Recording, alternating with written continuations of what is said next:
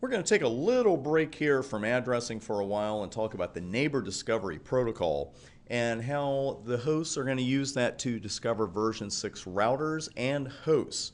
And the thing is, NDP, it allows a version 6 host to dynamically discover its neighbors, which sounds fantastic, and it is.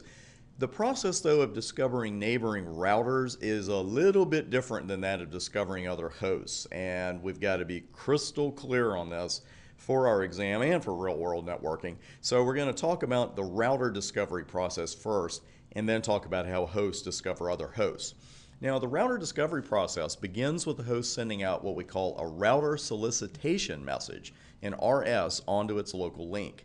And the destination for this, it's a multicast. So it's not a unicast, it's not going to one particular host, it's not a broadcast because we don't have those in version 6 anyway. This is a multicast and the destination is FF02:2, and this is the all IP version 6 router's address. Every router you enable version 6 on and then do so on the interface is going to be listening to this address for messages. And that sounds kind of familiar, doesn't it? FF02:2? Or maybe it looks a little familiar because here it is. And by the way, during the break, I took the EUI64 address off the interface and I put the original global unicast address back on, as you can see. And your big hint is you do not see EUI64 out here next to the global unicast address information.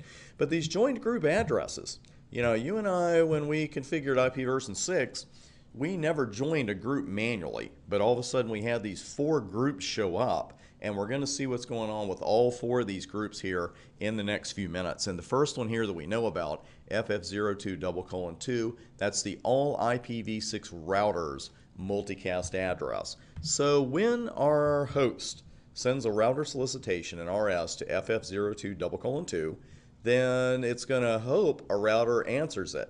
And when a router on that link hears it, it will indeed answer with what we call a router advertisement, or RA. So we've got RSs going out, and RS, and then an RA in response. Now notice we have a question mark there for destination, because the destination of the RA actually depends on whether or not our host has a version 6 address yet. Now if the querying host has a version 6 address, that would have been in the original router solicitation, and the router looks at that and says, okay, I'll just unicast this RA, this answer, back to that same address. Now there is a chance that the querying host may not yet have a version 6 address, and if that's the case, the source address of the router solicitation would be all zeros. And the router sees that and says, okay, I'm not going to unicast all zeros, that's our undefined IP version 6 address.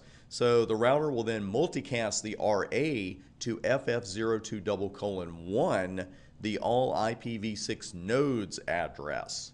That one sounds a little bit familiar as well, and as you can see, our interface there has also joined that group, FF02:1. So that's our all IP version 6 host address, and the one below it, :2, is the all IPv6 routers multicast address. Now, the router is also going to be multicasting RAs every 200 seconds. Do not ask me why they came up with 200 seconds, but you got to admit it's easy to remember. Every 200 seconds, a version 6 router is going to multicast a router advertisement to FF02:1. So it's a little faster, you know, it depends on the timing, of course, but it is a little faster for the host to just go ahead and explicitly request one rather than waiting for that multicast. But again, our version 6 router there will multicast a router advertisement every 200 seconds to the all IPv6 host address. Now, using NTP to discover version 6 hosts.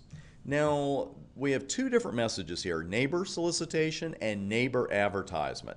And this is going to be kind of similar to ARP, but there's something called the solicited node multicast address. It's just as much fun as it sounds. It's really not bad at all, but a little calculation, knowing how to calculate the SNMA, is a good idea for your exam. So we're going to take a quick break here, make this video a little shorter, and we'll pick up with the next one. Grab something to write with, and I'll see you there.